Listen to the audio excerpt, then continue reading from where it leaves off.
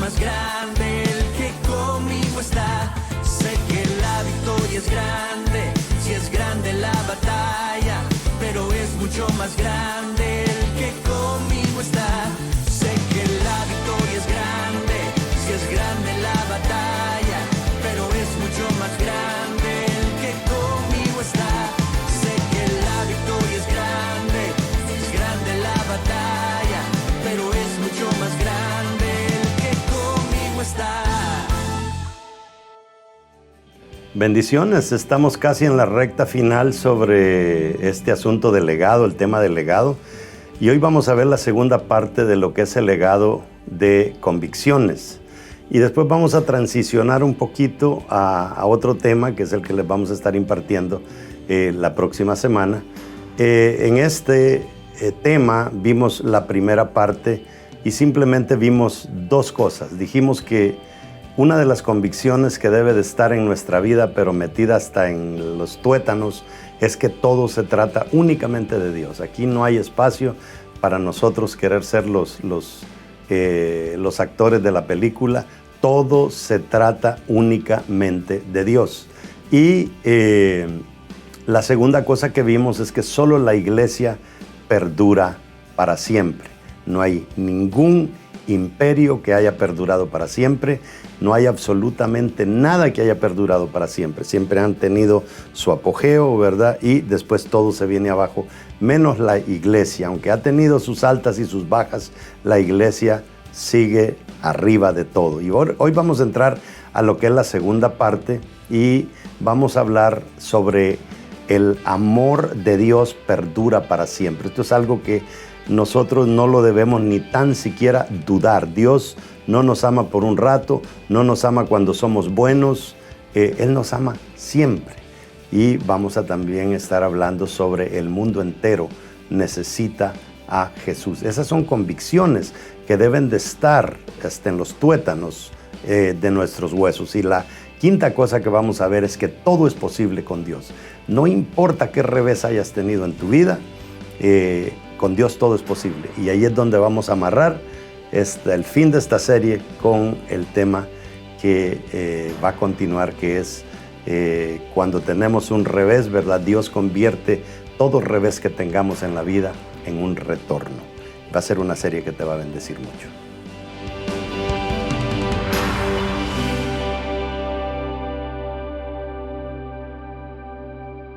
Vamos a proceder a hacer algo bien importante, que es hacer nuestra declaración de fe. Esto, lo que usted declara aquí, es lo que la palabra nos dice. Agarre su Biblia y lo vamos a declarar. Diga conmigo, la Biblia es palabra de Dios. Si Dios lo dice, yo lo creo. Si Él dice que tengo riquezas, soy rico. Si Él dice que tengo salud, soy sano. Si Él dice que tengo salvación, soy salvo. Si Él dice que soy su hijo, soy importante. Por eso, de hoy en adelante, nadie más me definirá. El único que me define es Dios, mi hacedor. Démosle un aplauso al Señor. Vemos que este culto está completamente lleno y eso es gracias a mis oraciones. Yo le he orado a Dios que llueva los domingos porque así no van a la playa. Que llueva y que esté medio frío para que así. Ok. Vamos a proceder a predicar la segunda parte de lo que es este tema del legado de convicciones. ¿Qué es un legado? Un legado es algo que yo heredo a otra generación. ¿Para qué puedo yo ser cristiano si no voy a dejar un legado a las próximas generaciones? ¿Verdad? Yo tengo cuatro grupos diferentes que tengo que afectar bíblicamente. A mis padres, si es que mis padres no me afectaron a mí positivamente, mi generación, mis hermanos, mis hijos y los hijos de mis hijos. Esas 4 generaciones son mi obligación. Pero si puedo pasar a la 5ª generación, ¿cuánto más? Si puedo pasar a mis tíos, a mis tías, a mis primos, a mis vecinos y dejar esos legados, literalmente estamos dejando evangelio para largo tiempo. ¿Ok? Vamos a leer, dice la palabra en Hechos 4:13. Entonces viendo el denuedo, otras versiones dice entonces viendo la valentía de Pedro y de Juan, y sabiendo que eran hombres, ¿cómo dice que eran? Sin letra y del vulgo, se maravillaban y le reconocían que habían estado con Jesús. Hermanos, esto no es Jeff Bezos, este no es Elon Musk que comenzó la iglesia. Literalmente fue gente humilde como usted y como yo. Y mire dónde ha llegado ese evangelio. ¿Gracias a qué? A que ellos dejaron un legado que perduró. Y hemos venido hablando de varias cosas. Se recuerda que lo basamos allá en 1 Corintios, legado que tenemos que dejar a las próximas generaciones. Dijimos que había que dejar un legado de fe. Dijimos que había que dejar un legado de generosidad. Si usted es tacaño es gracias a sus padres, así lo enseñaron. ¿Ok? Y a veces, por mucho que yo intente arreglarle ese defecto, ¿verdad? Ya sí se quedó. Hay algunos, otros sí. Después hablamos del legado de la esperanza. Y hoy hablamos del legado del amor, que para mí fue algo tremendo, cómo Jesús nos expresó su amor en la cruz. Y ahora estamos hablando sobre el legado de las convicciones. ¿Qué es una convicción en sí? Convicción es un nivel de convencimiento interno que nadie lo puede mover. Nadie lo puede mover. Y hoy pues vamos a hablar de la segunda parte y estamos hablando de 5 convicciones de cada cristiano. Si usted agarra estas 5 convicciones y usted dice estas son mías y nadie me las va a mover, y usted se la transfiere a sus hijos y sus hijos a los hijos de sus hijos, vamos a estar haciendo un gran trabajo para Dios. El domingo pasado hablamos que todo se trata únicamente de Dios.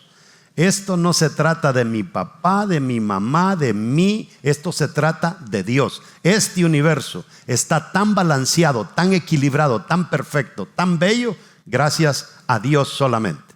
Él no necesitó ayuda de nadie, ni va a necesitar ayuda de nadie, pero a Él le place que este tema de evangelizar al mundo se haga a través de seres humanos. Porque Dios tiene una situación que Dios no sabe lo que es ser perdonado, porque Él no ha pecado.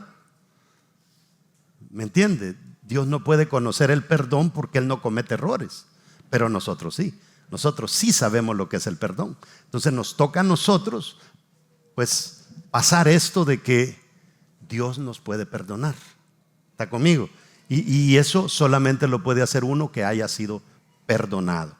Y la segunda cosa que hablamos la semana pasada es que solo la iglesia perdurará para siempre.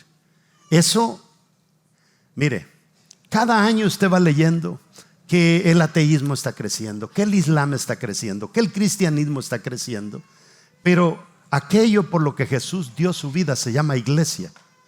Jesús no dio su vida por Buda, no dio su vida por Muhammad, lo dio por nosotros.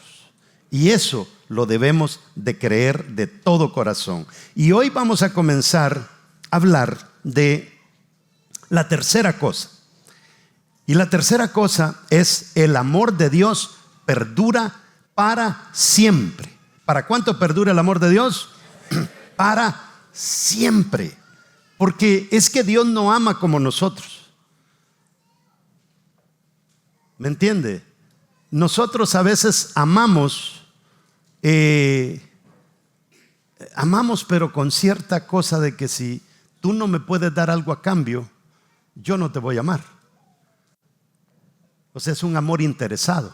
El amor de Dios no tiene interés. Dígame usted, un ser universal, un ser eterno, ¿qué necesidad puede tener de nosotros? Que nos aplasta un carro y quedamos como cucarachas muertas y se acabó. ¿Me entiende? Entonces, debemos de entender nosotros que este amor de Dios es algo muy, pero muy grande, al grado que dio su Hijo por nosotros. A través de la historia ha venido luchando por la salvación del ser humano. Y aún así, ahora, porque no sé si usted sabía, pero todo el mundo es salvo. Todos los 8 billones de personas que hay en la tierra son salvos. Pero la salvación no se activa a no ser que yo ejecute, apachurre el botón y diga quiero ser salvo. Ya Jesús murió por todos, pero no todos lo hemos aceptado. Entonces, ese es el trabajo de nosotros, de hacer de que la gente entienda este amor de Dios. Y es que uno se conmueve cuando ve cómo otras personas entienden el amor de Dios. Entre más sufre alguien, más entiende el amor de Dios. Y entre más goza una persona, menos entiende el amor de Dios. Y debería ser al contrario, ¿verdad? La persona que goza y que tiene todo debería estar más agradecida. Y a veces cuando Dios te da una gran bendición en la iglesia, es la razón que utiliza la gente para irse de la iglesia.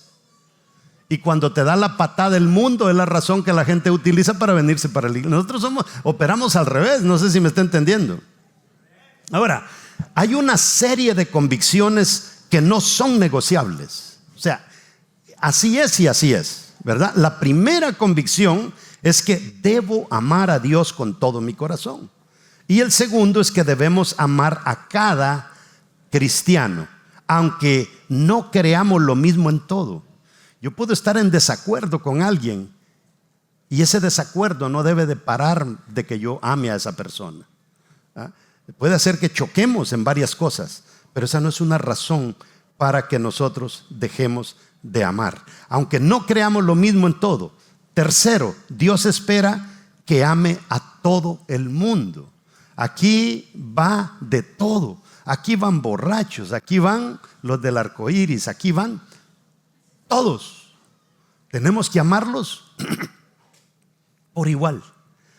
Fíjese que hay un texto bien bonito después, aún de que Judas ha vendido a Jesús. Dice la palabra que Jesús los amó a todos hasta el fin. O sea, hasta que Él murió, Él los amó a los 12. ¿Sabe usted lo que puede pasar por la mano cuando a usted le están metiendo un clavo de 9 pulgadas en la mano? Yo diría que más de alguno de nosotros dijéramos, desgraciado Judas. ¿Sí o no? Pero la palabra dice que Jesús lo amó hasta el último minuto. Si el tipo se fue al infierno, es asunto de él, pero Jesús lo amó hasta el final. Ahora, en la vida no se trata de adquirir, no se trata de logros, claro que son buenos, no se trata de popularidad, se trata de que aprendamos a amarnos. Eso es. Mire, lea usted antes de que Jesús fuera a la cruz, ¿cuál es el capítulo más importante? Es un capítulo todo sobre el amor. Que nos amemos los unos a los otros. El primer mandamiento es amar a Dios y el segundo es amar al prójimo. ¿De dónde viene la palabra prójimo? La palabra prójimo viene de próximo. ¿Quién es el próximo? El que está a su lado. Puede ser el vecino. Puede ser el vecino que le hace la vida de cuadritos, pero es su prójimo. Y hay que amarlo. Y hay 3 categorías de personas a las que se nos hace difícil amar. Estas personas dicen, ay Señor, pero ayúdame porque es que yo solo no puedo. Las personas que sean difíciles. Hay gente que quiero decir diferentes. Hay gente que son diferentes de todo. No se parece en nada a la gente con la que yo estoy acostumbrado a tratar. Pero hay que amarlos. Segundo, las personas difíciles. Hay gente difícil, hermano. ¿Saben en qué consiste el ser difícil? Es que la persona difícil no se deja amar. Aunque uno quiera, no se deja. ¿No? Y uno batalla y no se deja. Uno dice que le voy a hablar bonito. Le habla bonito, le sale negativo. Usted le habla dulce, le habla golpeado a usted para atrás. Entonces uno dice que se vaya al infierno. No. Y 3, las personas peligrosas. A esas personas dicen, no Señor, aléjalos de mí. Y por eso a veces, fíjese que la iglesia antes tenía la mentalidad de que hay que abrir una iglesia en la zona más peligrosa. Ahora no, ahora hay que abrir la iglesia en la zona más segura. Totalmente lo opuesto, ¿verdad? Ahora, ¿cuál de las dos estaría en lo correcto? Yo creo que las dos, porque los dos necesitan. Pero no podemos ir a la zona más segura porque aquellos están descartados y hay que trabajar con los buenos. No, eso no es el evangelio. El evangelio, ¿sabe cuándo es que el evangelio es más poderoso? Cuando el evangelio cambia hasta el más duro, hasta el más difícil, hasta el más complicado. Ahora, en cuanto a Dios, dice la palabra que ¿dónde está el texto? Juan 3:16. De tal manera Enfaticemos, pongámosle énfasis a esa palabra, de tal manera. O sea, porque de tal manera amó Dios al mundo. O sea, de una manera tan grande que dio a su único hijo. Usted que tiene el privilegio de ser padre, ¿daría a su hijo, a su hija por un cabezón malagradecido? Porque eso éramos nosotros. Mateo 5:44 dice: pero yo os digo, amad a vuestros enemigos, bendecid a los que os maldicen, haced bien a los que os aborrecen y orad por los que os ultrajan y os persiguen. ¿Cuál es la tendencia que tenemos nosotros cuando nos vamos a acostar y vamos a comer? Padre, fíjese, yo hago una oración y le echo toda mi vida. Señor, cuando voy a comer, Padre, bueno, si alguien lo preparó, ¿verdad? Bendice las manos de los que lo prepararon, ¿verdad? A veces va uno a un restaurante y alguien, que se llenó el restaurante, media quemada, le mandan la comida y el cocinero dice: que se harten, mal hecho. Y si uno, debo de orar por las manos que prepararon esa comida. Bueno, ore si usted quiere, pero también hay algo por lo que hay que orar. Y yo siempre oro, es por los que no tienen el privilegio de tener un plato de comida en su mesa. Pero ahora me dice el Señor que tengo que orar por los que me ultrajan. Padre, aquellos que desearon que me muriera de hambre, Padre, bendícelos, dales de comer. Y los que nos persiguen, imagínense, andar huyendo nosotros y él queriéndome matar y yo queriéndolo bendecir, queriendo orar por esa persona. Ahora, ¿quiénes son nuestros enemigos? ¿Quién es un enemigo? Los que tienen diferentes valores a nosotros. Eso es lo que define a un enemigo. Y además odian nuestros valores y quieren hacernos daño y nos odian. Lo que decía mi hermano Juan Carlos, ahora que se dio ese partido, se habló de Jesús, dieron un espacio, aun cuando la FIFA lo prohíbe. Pero nadie dijo nada de las otras cosas, pero sí del que se atrevió a orar antes del partido. Es que somos odiados. Somos odiados. Y le digo que esa gente literalmente anda ciega.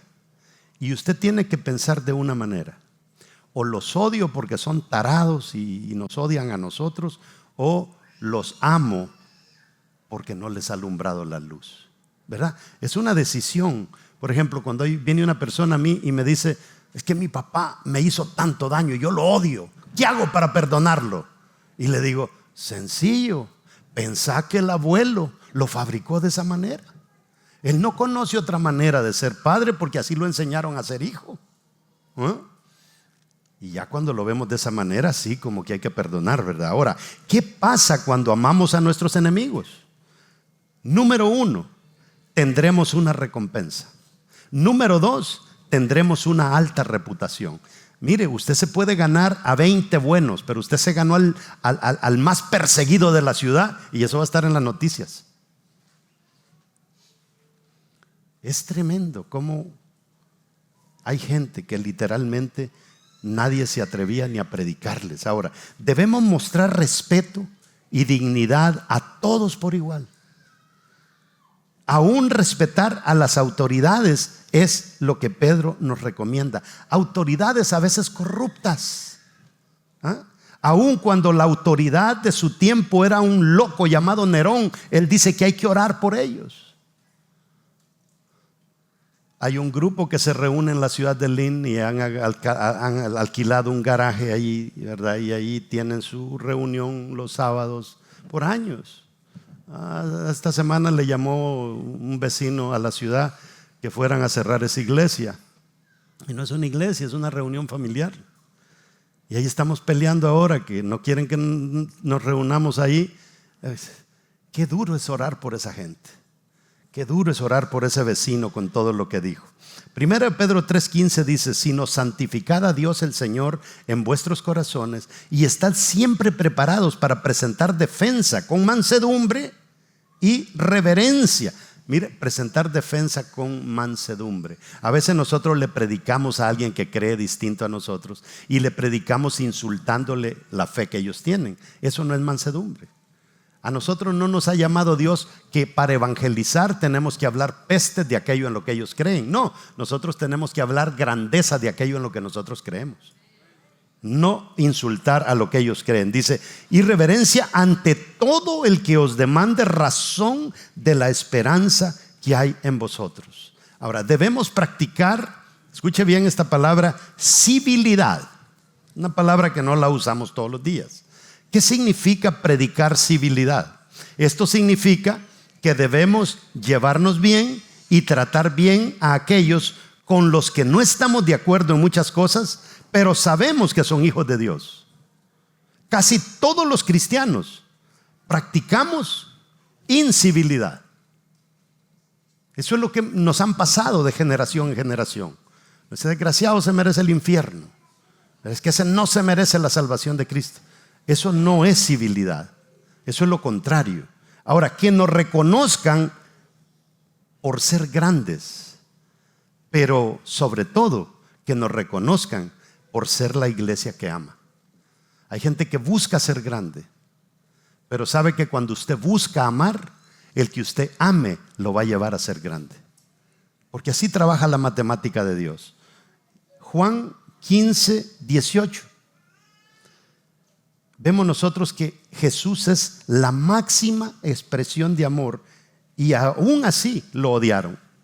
Hay un salmo bien interesante, Salmo 75, 10, que esto es lo que promete Dios.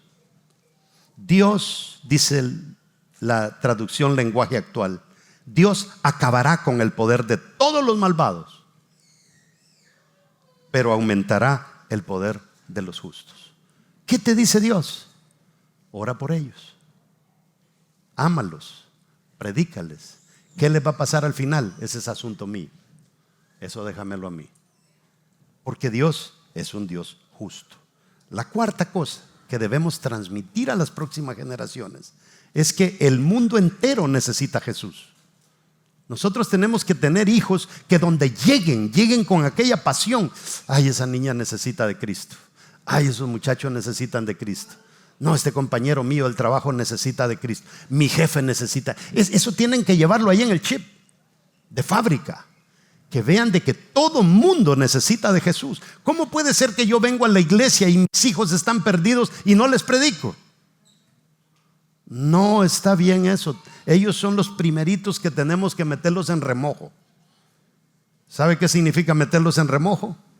Estar orando por ellos, orando por ellos, orando por ellos, orando. Mire, yo oro por todos ustedes todas las noches.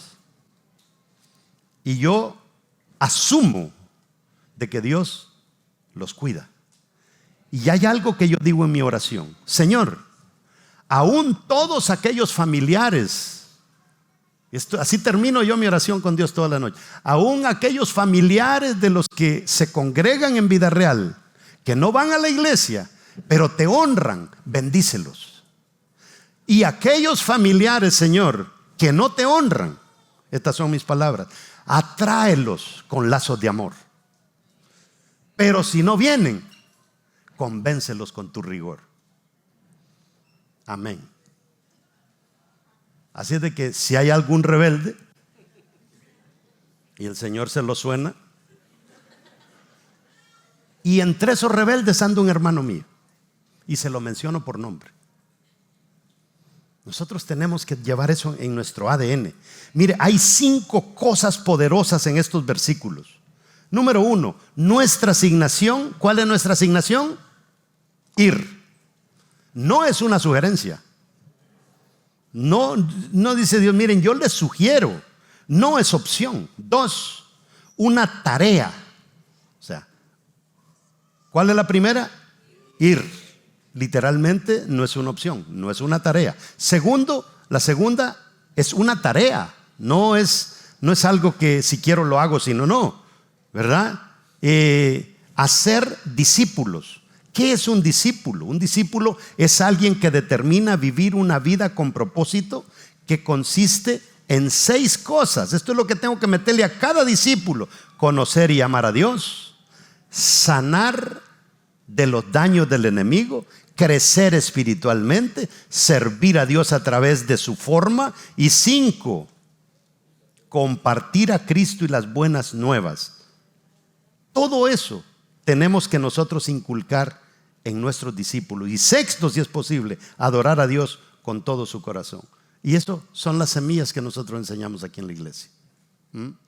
Todo poder y autoridad le fue dado a Jesús. Y ahora nos toca a nosotros ser extensión. Yo no sé si usted entiende esto. Nosotros somos extensión del Espíritu Santo. Se lo explico. Para el Espíritu Santo es ilegal estar en la tierra, porque Dios lo diseñó de esa manera. El diseño que Dios le dio a la tierra es que para usted estar legal en la tierra tiene que sujetarse a tiempo, espacio y materia. Génesis 1:1. En el principio tiempo creó Dios los cielos, espacio, y la tierra, materia. Si usted no se sujeta a esas tres cosas, usted estaría ilegal en la tierra.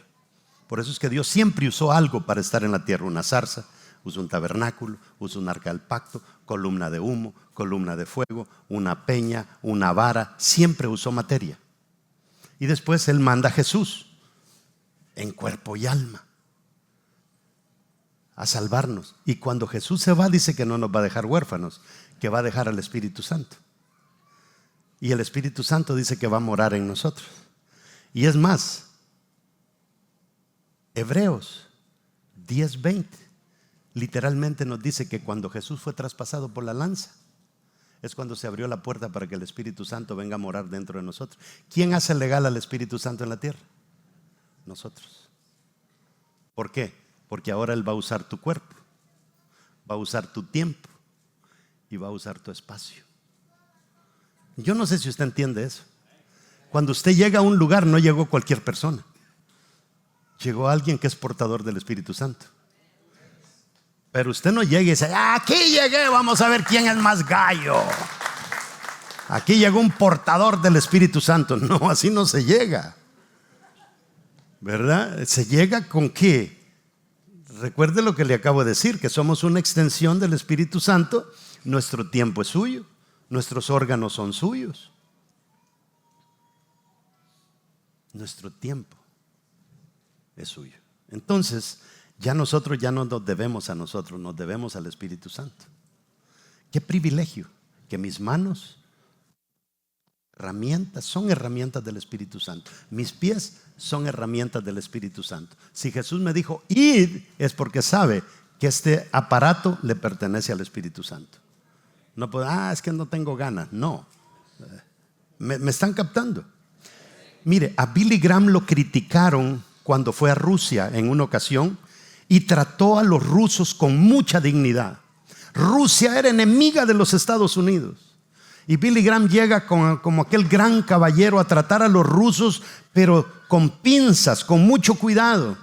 Y cuando él regresó, un periodista lo atacó y le dijo: has hecho que la iglesia retroceda 50 años con lo que acabas de hacer en Rusia, de portarte así con nuestros enemigos. ¿Y sabe lo que le contestó Billy Graham? Le dijo: señor periodista, le pido disculpas, me equivoqué. Yo quería que la iglesia retrocediera 2000 años. ¿Qué quiso decir Billy Graham? Yo quise, cuando fui a Rusia, que la iglesia retrocediera como cuando Cristo estuvo en la tierra, cuando los apóstoles estuvieron en la tierra. O sea, retroceder a la iglesia primitiva.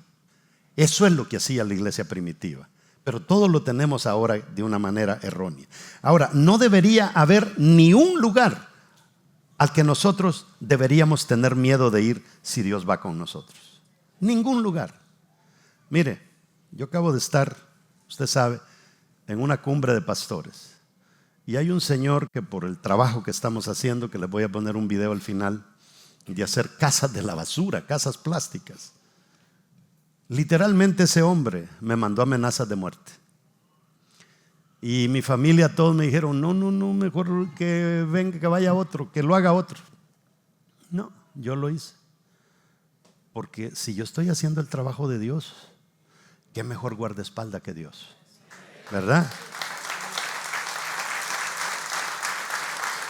Ahora, si usted supiera la cura del SIDA y no la compartiera con nadie, ¿sabe qué haría el sistema de gobierno? Lo meterían preso por usted tener la cura de una enfermedad maligna y usted no compartirla. Pero hay una cura para la peor enfermedad del mundo, que es el pecado. Y esa cura se llama el perdón de Dios, salvación. Y muchos de nosotros la tenemos y no la compartimos. ¿A cuánto le ha predicado usted en el último mes? ¿A cuántos le ha compartido el remedio para la cura? Es importante que entendamos eso. Ahora, Jesús no vino a condenar al mundo, Él vino a salvarlo. Juan 3:17, a eso dice que vino, a salvarlo, no a condenarlo. Nosotros somos los que nos tiramos por ese rumbo. Hace unos días atrás, no sé si el domingo pasado les compartí esto, pero creo que no fue aquí, creo que fue en otro lado. No, también lo dije aquí, pero no me recuerdo si fue el domingo pasado.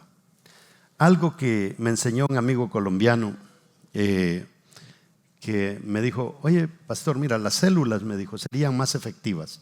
El evangelismo sería mucho más efectivo si yo, me dijo, veo al necio. Comúnmente nos han enseñado a reprenderlo, a criticarlo. Si lo reprendo y lo critico, lo alejo. Si lo alejo, no lo puedo influenciar, porque me enfoqué en su necedad. Pero si yo veo a una persona y me enfoco en su necesidad, lo atiendo, lo sirvo. Si lo sirvo, lo acerco. Y si lo acerco, lo puedo influenciar. Ese es el amor de Dios. ¿Para qué voy a ver la necedad si me va a bloquear toda posibilidad? ¿Por qué no veo la necesidad si me va a abrir todas las puertas? ¿Está entendiendo? A veces nosotros, una vez un señor amigo me dijo: mira, pastor Luis, me dijo, a nosotros los evangélicos nos han enseñado a quitar el hambre espiritual, pero lamentablemente, me dijo, hay personas que no se les puede quitar el hambre espiritual si primero no les quitamos el hambre física. ¿Y qué verdad es eso? Si yo le quito el hambre física a una persona, Dios mío. Mire, agradezco a Gabriel, no sé si está por ahí, Jessica, que se apuntó, una hermana en Los Ángeles, Kevin, que han cooperado para levantarle una casa a una familia pobre. Mire, esta señora tiene una niñita así, mire, y la niñita ya tiene como 13 años, no crece, enfermita, las canillitas y las manitas todas torcidas, en medio de un montón de piedra volcánica. Viven en un techo que solamente tienen techo, pero no tienen paredes. No tienen absolutamente nada, y los hemos seleccionado como la familia a la que le vamos a construir la primera casa. Dígame usted, si yo le doy un plato de comida a alguien, lo ayudo para un día. Si yo le hago una casa, lo ayudo para toda la vida. Y así es como yo puedo dejar una gran puerta abierta para decirle: Dios existe. Esa casa que estuviste pidiéndole un día a Dios, aunque no le sirvas, ya te la dio. Y ahora me abre la gran puerta para que yo le pueda predicar el evangelio. Ahora, debemos ser una generación de cristianos que estemos bien parados en nuestras convicciones. Eso, mire, aquí estamos trabajando con una capellanía, tenemos una capellanía, si usted no lo sabía, apúntense, ahí está el hermano Juan Carlos, el hermano Evaristo, y algo que les estoy enseñando es justamente eso, estar bien parados en aquello que hemos creído. Porque si un capellán va a una cárcel y allá en la cárcel le sale uno que ya tiene 40 años de estar preso y maldice a Dios por la suerte que tuvo, que no fue suerte, no fue voluntad de Dios, sino producto de sus decisiones, pero está culpando a Dios, esa gente tiene preguntas serias. Y nosotros debemos de ir bien armados, con nuestras convicciones bien puestas, porque de lo contrario no funciona la cosa. No sé si usted ha oído esa anécdota de aquel hombre que se fue a trabajar contento, y se fue a trabajar y se levantó temprano, va para el trabajo, se le poncha la llanta del carro, pero la arregló. Allá llegó al trabajo y le dicen: estás despedido. Y se va ese hombre triste para la casa, y llega a la casa y encuentra a la mujer con otro. Y agarra y se va para un puente a tirarse. Y hay otro que está ahí, listo para tirarse. Y le dice, y es cristiano. Y le dice: ¿qué estás haciendo? Y le dice: aquí, me voy a tirar. Por la mala vida que he estado teniendo, me voy a tirar del puente. Amigo, le dijo, tirémonos los dos. ¿Qué significa eso? Convicciones. A mí me puede patear la vida, me puede revolcar la vida, pero yo sé que el Dios en el que creo me puede levantar y todo lo que haya perdido me lo puede restaurar. Pero nosotros no podemos fallar a nuestras convicciones. Mire, no estamos haciendo tan mal trabajo, no podemos ser del todo negativos, pero necesitamos hacerlo mejor, lo podemos hacer mejor. Mire, hoy tenemos las iglesias más grandes de la historia. Solo en China 80,000 le entregan su vida a Jesús, según recientes datos cada semana. Somos 2.3 billones de cristianos, el grupo religioso más grande del mundo. Pero no estamos siendo efectivos, hermanos. No estamos siendo efectivos.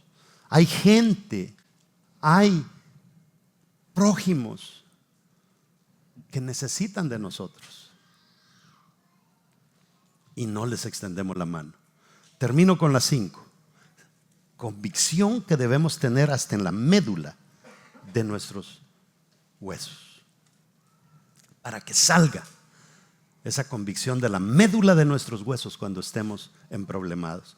Oía algo esta mañana bien interesante, que voy a hacer un TikTok pronto, que dice que el chocolate negro contiene una sustancia que cuando usted se bebe un chocolate negro, ¿sabe lo que hace?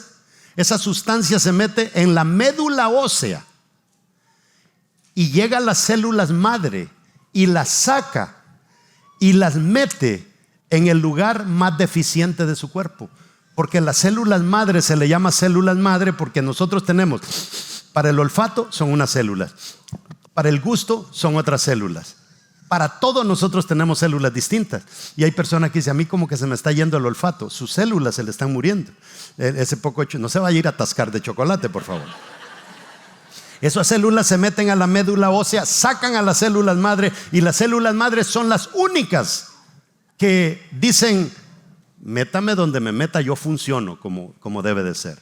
Hay células que solo son del olfato, no pueden usarlas para el paladar, pero estas células madre sirven para cualquier cosa. ¿Quién podría decir que una bendita sustancia en el chocolate negro haga eso?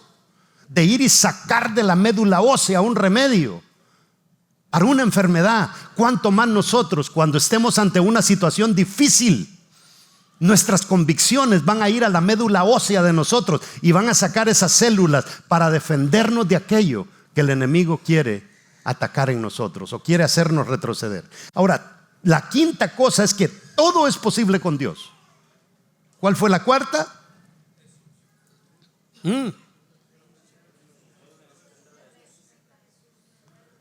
Y la quinta es, todo es posible con Dios.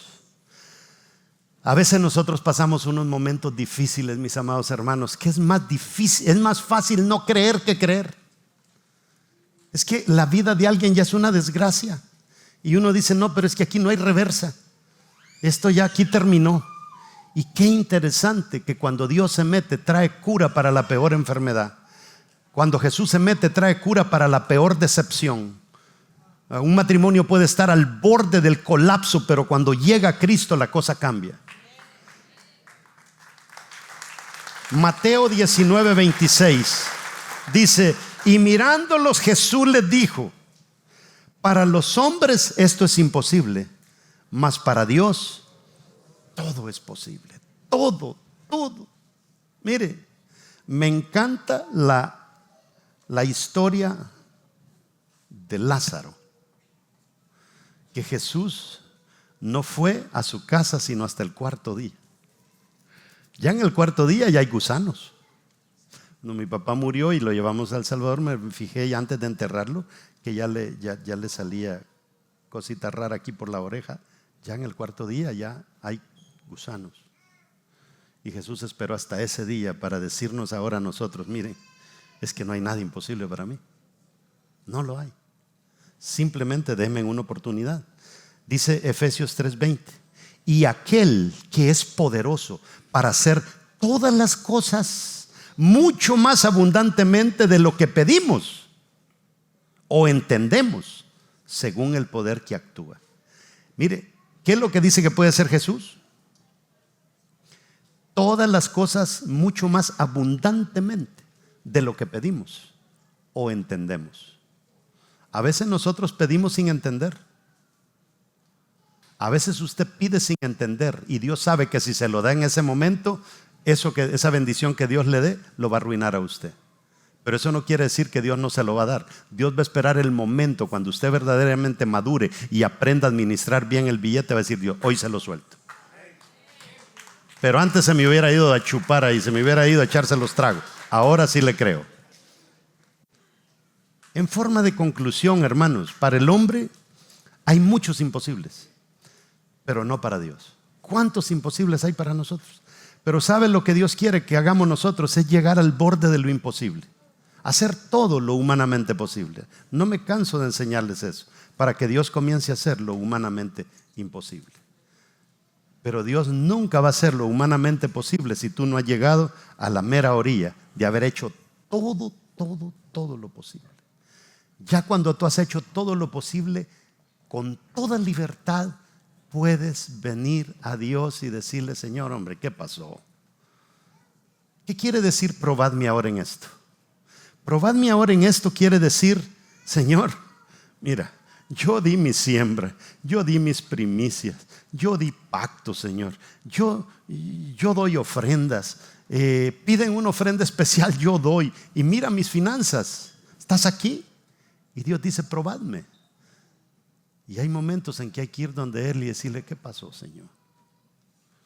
Una vez yo les conté a ustedes que mi mamá casi se muere, casi un año, no sé, ya tanto vuela el tiempo. Y yo me fui al techo de este edificio, hice una oración a Dios y le dije, Señor, ¿qué pasó, Señor? Mira la pobre viejita, nosotros no queremos que se vaya todavía. Señor, le dije, esa mujer parió 5 pastores. ¿Qué madre pare 5 pastores? ¿No será que la viejita se merece un tiempecito extra? Así se lo dije. ¿No será que nosotros, sus hijos, por todo el trabajo que te estamos haciendo, merecemos un tiempecito más con nuestra madre? No. Sanó del problema. Entonces, ¿y sabe? Acabo de estar allá con ella y lo primero que ella hace es su sopa de gallina. Hijo, venía a comer, que no sé qué, que no. Qué bonito, y saber que ella está con tiempo extendido por Dios, por la gracia de Dios, porque Él todo lo puede. Dice Efesios 3:20, y aquel que es poderoso, ya lo habíamos leído, ¿verdad? Mire, si vamos a edificar nuestras convicciones, debemos hacerlo sobre algo que perdure. Mire, ya que casi todo cambia, porque todo vemos que va cambiando. Las modas cambian, la psicología cambia, aún la ciencia cambia. La ciencia ya cambió de padecer. Ahora ya está dividido a los que dicen que somos producto del Big Bang y los que dicen que no hubo Big Bang. La ciencia se equivoca. La ciencia, poca que había, pensaba antes que la Tierra era plana y no lo es. Creían que el Sol giraba alrededor de la Tierra y no lo es. Se equivoca mucho. Ahora, hay gente que edificó sus convicciones en Mahoma, en Buda, aún en Satanás. Mire, lo único que nunca cambia en la vida es la verdad divina. Nunca cambia. No es de que algo que era verdad ayer, hoy es mentira. Siempre lo que es verdad en Dios va a ser verdad ayer, hoy y mañana. Que tú eres salvo hoy, eres salvo mañana y eres salvo siempre que decidas acceder a Jesús. No es de que no, como migración, ¿verdad? El 1 de enero se vence el plazo. Si no llenó la solicitud y pagó 500 pesos, seámoslo. No, Dios no es así. Siempre funciona. Lo único que nunca cambia se llama la verdad de Dios. Y nos va a servir hoy, nos sirvió ayer y nos va a servir mañana de generación en generación. Por eso, porque va a servir de generación en generación, debemos de fundar nuestras convicciones en la verdad. Y nuestros hijos van a ser diferentes. Nuestros hijos van a ser testigos de todo lo que estemos haciendo. Isaías 48 dice: sécase la hierba, o sea, se seca la hierba, se marchita la flor, mas la palabra de Dios nuestro permanece para siempre. ¿Para cuánto permanece la palabra de Dios? Para siempre. ¿Por qué hacemos la declaración de fe al principio sobre esas 5 cosas? Porque la palabra de Dios permanece para siempre. Dele un aplauso al Señor.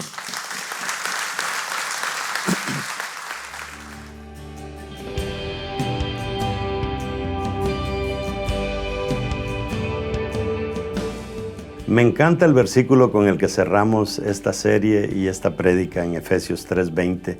Según la Reina Valera decía, aquel que es poderoso para hacer todas las cosas mucho más abundantemente de lo que pedimos y entendemos según el poder que actúa en nosotros.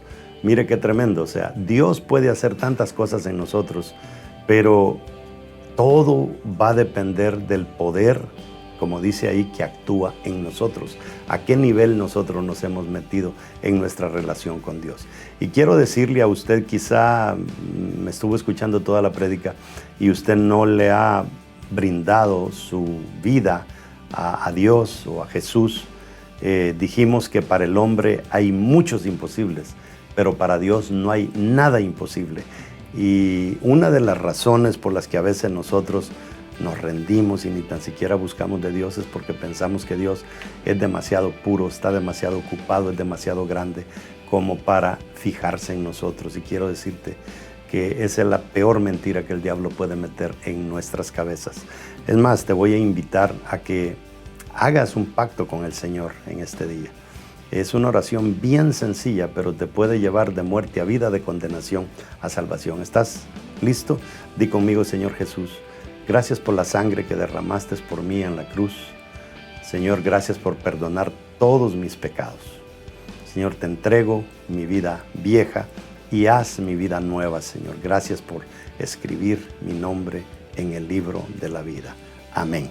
Si tú hiciste esta oración, literalmente, bíblicamente, tú has pasado de muerte a vida, de condenación a salvación. Ahora te reto, te insto a que te conectes con una iglesia, donde quiera que vivas, una iglesia saludable, una iglesia que verdaderamente esté marcando la diferencia en la ciudad donde estás, y yo te garantizo que vas a crecer tanto que no vas a ser ni la sombra de lo que eras antes. Eso es lo que yo estoy acostumbrado a ver en mucha gente que sale del mundo y viene al Señor. Dios nos levanta y hace algo poderoso en nosotros. Bendiciones.